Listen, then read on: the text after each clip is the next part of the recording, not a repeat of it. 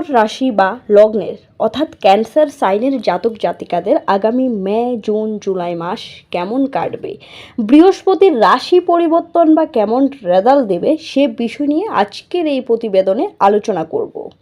স্ক্রিনে আপনারা যে রাশি চার্টটি দেখছেন সেটি হলো গিয়ে কর্কট রাশির বর্তমান গোচরগত চার্ট। আপনাদের রাশিতে 4 লেখা থাকলেও আপনারা গুলিয়ে ফেলবেন না, এটি আপনাদের প্রথম ঘর। আগামী 1 মে বৃহস্পতি কিন্তু গ্রহগত গোচরে রাশি পরিবর্তন ঘরে আপনাদের একাদশ ভাবে বসবে। আর একাদশ ভাব হলো গিয়ে আয়, উন্নতি এবং আপনাদের সাফল্যের ভাব। তাহলে এবার আলোচনাটি কতটুকু গুরুত্বপূর্ণ সেটি বুঝতে পারছেন। আগামী 1 মে বৃহস্পতি রাশি পরিবর্তন করে কিন্তু আপনাদের একাদশ ভাবে বসতে চলছে। আর একাদশ ভাব হলো আয়, উন্নতি এবং আপনাদের সাফল্যের ভাব। তাহলে এবার আপনার কর্মের ফল কিন্তু আপনারা পেতে চলছেন।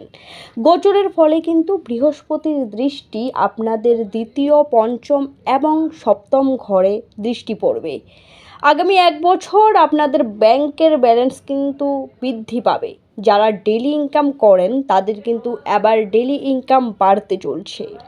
বৃহস্পতির দৃষ্টি যেহেতু তৃতীয় ঘরে পড়ছে, সুতরাং এই সময় কিন্তু আপনাদের সাহস বৃদ্ধি পাবে, এনার্জি বৃদ্ধি পাবে। এই এনার্জিকে সঠিকভাবে কাজে লাগাতে যদি পারেন আপনারা, তাহলে অবশ্যই সাফল্য পাবেন।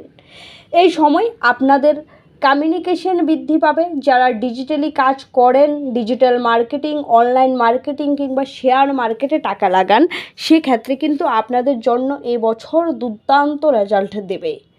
পঞ্চমে রয়েছে কিন্তু বৃহস্পতির দৃষ্টি। পঞ্চম ঘর থেকে সাধারণত আমরা বিচার করি সন্তান, প্রেম, প্রীতি, শিক্ষা, আপনাদের ভাবনা চিন্তা। সুতরাং যারা সন্তান নেওয়ার কথা এতদিন ভাবছিলেন কিংবা ফ্যামিলি প্ল্যানিং করছিলেন, আপনাদের জন্য কিন্তু সময় সুযোগ ভালো। সন্তানের পক্ষ থেকে কিন্তু ভালো সংবাদ পাবেন। যাদের সন্তান বিভিন্ন এক্সাম দিয়েছে, সেই এক্সামের রেজাল্ট কিন্তু ভালো হবে আপনাদের সন্তানের।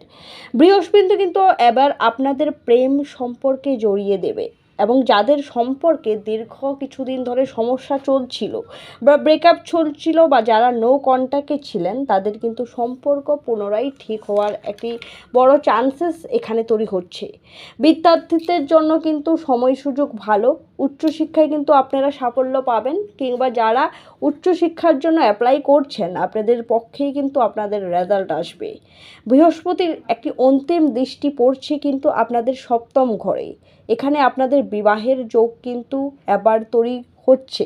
যারা বিভিন্ন ধরনের দীর্ঘদিন বিয়ের কথা প্ল্যানিং করছিলেন বা যাদের পাত্র দেখছেন বা বিয়ে হচ্ছিল না, এবার কিন্তু আপনাদের বিয়ের যোগ তৈরি হচ্ছে যাচ্ছে।